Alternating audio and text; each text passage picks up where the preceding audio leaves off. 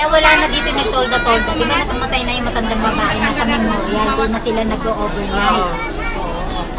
Dati na rin, yung nanay ni Bong, nung sa buong apartment, nung sila pa lang ang may patay, nag-overnight lang sila ng tolda. Ngayon, nagtulong lahat naman sila yung patay na iwan-wala.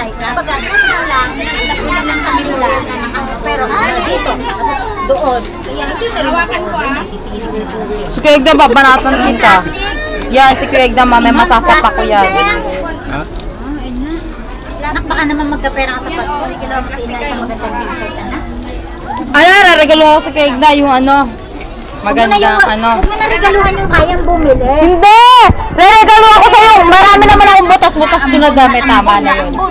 Sombrero.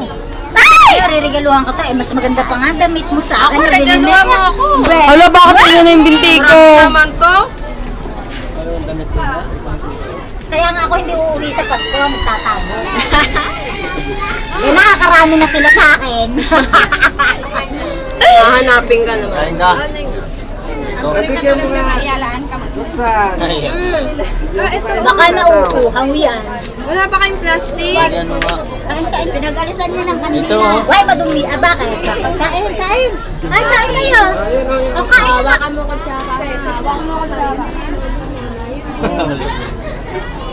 Ayan, oh. Kumain eh. Ayun mo. Oh, nalaglag! Ayun, tanong mo katawan mo. Ah!